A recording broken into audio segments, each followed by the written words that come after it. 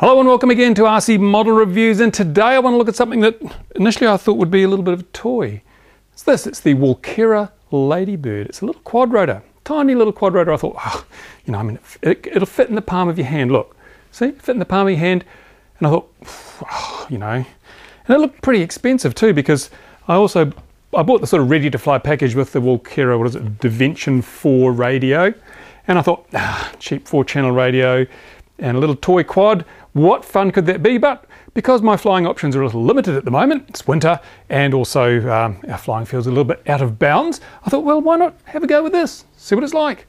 And I've got to say, I'm quite surprised. Absolutely, very pleasantly surprised with this little quad. It has been a ball. Now, I'm not a quad guru, my quad skills are very limited, so this I found astonishingly easy to fly.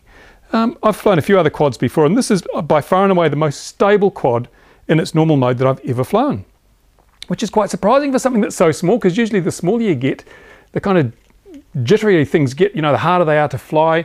But this, it's a dream. Anyone can fly one of these. If you can fly one of those little coaxial helicopters, then this will be a piece of cake for you. And I was also quite pleasantly impressed with the radio. I mean, this is a 4-channel, cheap as beans radio. Now, it does rattle a bit, mainly because I threw out the 8-cell pack and put a LIFE pack in there, because I don't want to keep changing batteries all the time. And the sticks are a bit, they feel a bit. But hey, I think the price of this radio works out about $30 or something if you subtract the price of the quadrotor from the, I don't know, maybe more than that, but it's not much. And it's got a nice stout carrying handle. It has an LCD. I mean, how many radios in this price range have an LCD, and it's got a backlight on it and everything? I'll try and get it there, you see? It doesn't have endpoint adjust or anything, just reverse. The LCD is pretty superficial, but I mean, it's a feature that you get. I couldn't find much wrong with it. We'll pull it apart soon. We'll pull it apart in a few minutes. We'll have a look inside, see just how well this is made, because see, it's got some rubber bungs up here, and it could be a 6-channel radio if it weren't for the firmware. I think probably find there's some bits on the board we could use if the firmware was the 6-channel firmware, but who knows? We'll take a look inside. And as for the little quad itself, well, it's got 4 brushed motors. They're not brushless, they're brushed motors. We'll look closely at that. And it comes with this itsy bitsy little LiPo. It's a 240 milliampere hour, I think. I just ordered some nanotech ones, because this one seems to last at least 5 minutes. So I can get 5 minutes flying around, which is not too bad for a battery that size.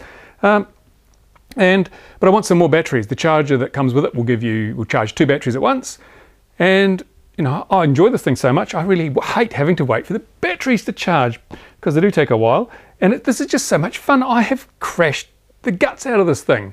I've hit walls, I've hit the cat, you name it, I've done it. But because it's so light, so very, very light, I think it's about, 30 grams, under 30 grams with the battery. Because it's so light, there's no inertia when it hits something, so it just falls onto the ground and sits there. You pick it up, you fly it again. Nothing breaks. I bought some spare props. I don't think I'll ever need them, because it's just so light and easy. With a normal quad, if you really stuff it up, if you're trying to do flips or something and you stuff it up, you're probably going to have to replace a prop, maybe a shaft in the motor, maybe even a boom. This thing's got little carbon, looks like little carbon booms, square booms. They're not going to break. You'd have to be really trying hard to break those. The little shell is just super light vacuum formed plastic. All the electronics is on a single board, nicely protected, and the little battery just slides in. And again, it's so light, it makes no difference. So I have to say, on the RC Model Reviews scale of 1 to 10 for pure fun, this is definitely a 9. Definitely a 9, maybe even a 10 if I had a spare battery, because I hate having to wait to recharge it. So that's it. What we might do now is just have a closer look inside, shall we? So here is the little Ladybird. It has this little plastic cover, as I mentioned before, and I'll just take that off. It seems that there is not that easy to get off, actually. There's little splits here. Oh, there we go. Tell a lie, it is easy to get off. Look at that.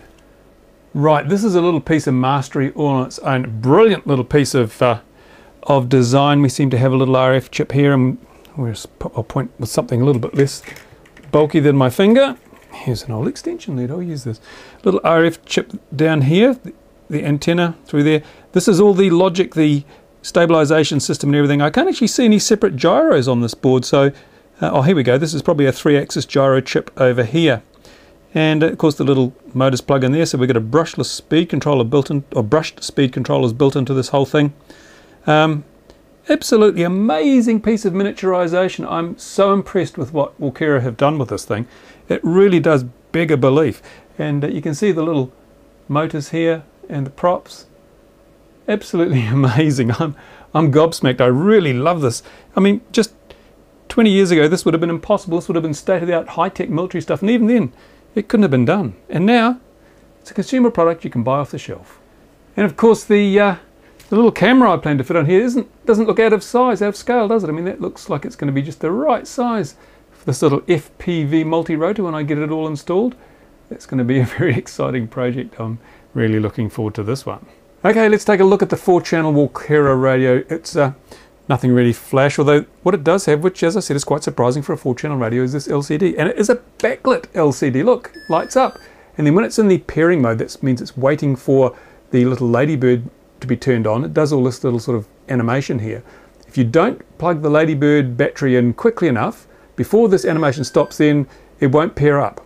So you've got to be reasonably quick when you plug it in. But there we go. How well does it work? Well, let's have a look at this. I did find that I was a little disappointed. The little stick indicators here, you see that number changes when you move the sticks. So it seems to be reasonably good in some planes, but sometimes it doesn't always go back to the same number that you started on. So the resolution or the precision isn't that high. I mean, it doesn't matter. It still flies really well. And remember, this is a really, really cheap little radio with cheap radio sticks. But, you know, for the money, you can't really bitch and grizzle. I'm actually a bit disappointed. They've got an LCD, they've got buttons. You think they could have made it so I could have changed the endpoints or something, but no, it's just normal in reverse. You just get to change the actual direction. No other fancy features on here at all. A little expo would have been nice on that little Ladybird because it is a little touchy around centre, but not too bad.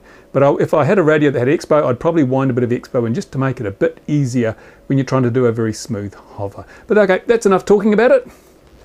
Let's rip it apart. First thing I noticed is that it's quite well made. It's quite a rugged case, beautifully strong handle. Some of these cheap radios have pretty wimpy handles in them molded in. This is actually a steel, or metal, I should assume it's steel. And then there's a plastic handle here which is bolted onto the bent wire crosspiece. It just feels really rugged, which is probably what you need for something that's going to get thrown around as the cheaper radios tend to.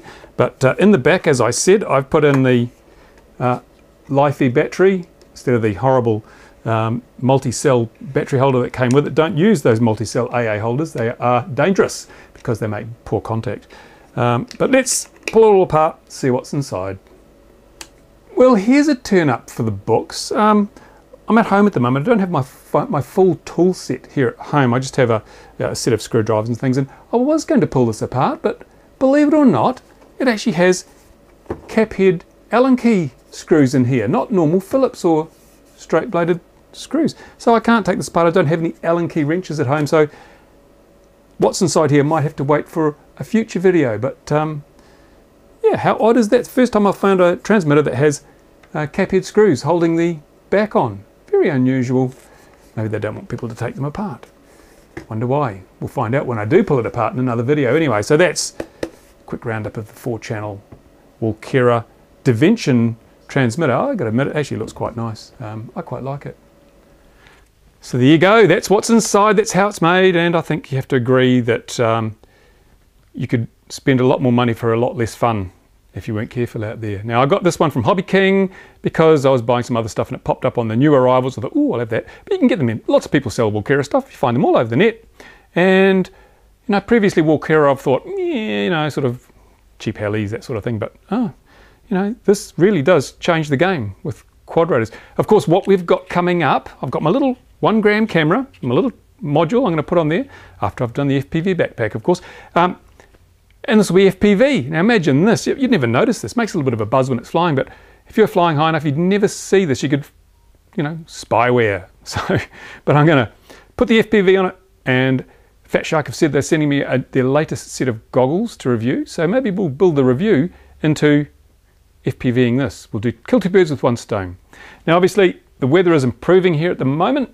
My day is committed today, but tomorrow I think I'll be heading out to the workshop and mounting up that Hobby King turbine with a view to running it up over the weekend if the weather holds. So thank you for watching. If you like this video, thumbs up. And if comments on the bottom or on the rcmodelreviews.com forums. As usual, thank you for watching. See you again very soon on RC Model Reviews.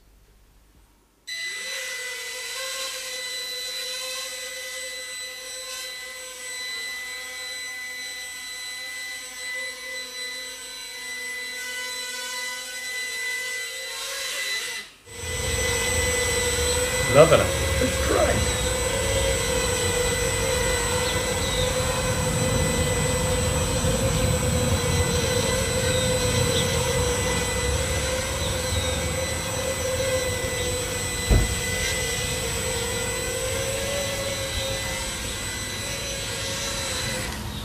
Beautiful.